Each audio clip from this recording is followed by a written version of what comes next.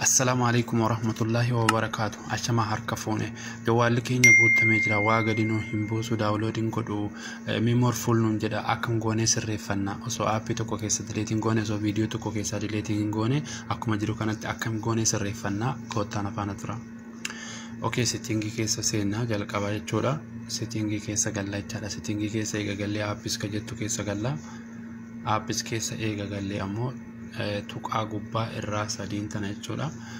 Tuqaa gubbaa irraa sadiin sana okee goona. Eegasii kanuma jalqabaa tokkoffaa irratti jechuudha isinii dhuftu tana okee gootanii. Eegasii kan tokkoffaa dhiiftanii saayis ka jettu kan lammaffaa kana irratti okee gootanii. Amma as jira fakkeenyaaf feesbuukii kana amma dileetii goonee jechaadha. Yaani asumatti odoo dileetiin goone qulqulleessuudhaaf mungkin booddee imeeliitiin gaafachuu danda'a paaspoortii yoo qabaatan odoo dileetiin taane jechaadha jawwaaluma keessan keessatti. Isiniif qulqullaa'uu ni danda'a. Yoo hin qabne ammoo galarii keessa seentanii galarii keessa ka guutame fakkeenyaaf galarii keessatti akkuma argitan kana jechuudha. Mee galarii kana keessa qulqulleessin argisiisa. Meeqaa 705 jechuudha. MB wanni nama qabatee jiru keessa akkam goonee akka qulqulleessin isin argisiisa jechuudha. Okay ismarratti okay goonaa jechuudha. Eega okay goonee storage bakka jettu tana jechuudha. Isii tana okay goona okay gootan jechuudha. Storage ka jedhu irra okay gootu. Eegasi clear data ka jettu tana okay gootanii jechuudha. Haala kanatti negasiis okay jettaniin deetii gootanii jechuudha. Maal gochuu qabdanii amma fakkeenyaaf galariin 705 achi keessaa qaba jechuudha. Amma keessaa qulqulleessine amma galarii keessa ranni haa ilaallu meeqa akka ta'e jechuudha. Waan oliin ilaallu ta'a jechuudha. Argitanii meekunoo amma 705 keessaa 9.40 MB qofatu amma irra jira jechuudha. Haala kanatti keessaa hunda qulqulleessuu dandeessa. Kaameraan 200 fi kaameraan 262 qabamee amma keessaa kirgoonee jecha qulqulleessine isin arganiifno asuma okay gootu.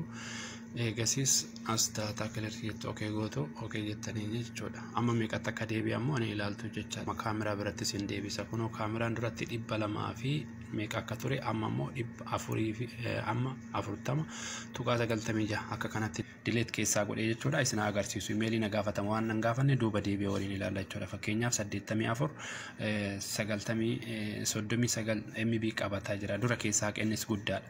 Anatu dura keessaa qee jechuudha. Okay mee amma irratti okay goone 84 kana keessaa dileet goone ilaalla jechuudha. 84 qaba hin dagatina. Akkuma kanatti hundayyuu irra deemtanii dileet gootan jechuudha. Okay amma mee deebinee haa ilaallu jechuudha. Keessa baane jechuudha. Akkasuma duuba deemnee WhatsApp bira dhanna jechuudha. Mee WhatsAppin 84 qaba jechuudha duraan. Amma ammoo meeqa qaba? Imeelii na gaafate moo nan gaafanne illee waliin ilaalla jechuudha. Kuma argitan amma dura 84 amma 66 tuqaa duwwaa 9 MB qabati deebitanii bakkuma Memories full dura isinin jedhe sayyoo dhaxxanii ilaaltanii gonguma hin jiru akka harawaatitti isiniif deeba jechuudha. Mee WhatsApp kanaan amma asiin godheera amma keessaan bahee isin ilaalaa jechuudha. Imeelii na gaafatamoo nan gaafatu waan oliin ilaallu ta'a jechuudha. WhatsAppiin kunoo dura inni dalagaa jechaadha. Dhiifama dura sitti narree kunoo amma akka kanaan na gaafateera jechuudha. Amma na gaafateera keessanis haala kanatti harawaatti deebi'ee isin gaafachuu ni danda'a. Yoo sodaachuu baattanii imeelii qabattanii akka kanattiin itti deebi'uu ni dandeessan. Lakkoofsatti galfattanii jechuudha. Banachuu ni dandeessan jechuudha. Wanti biraa hin jiru gadi bu'eera waan ta'eef asuma dhattanii lakkoofsuma keessan itti galfattanii jechuudha.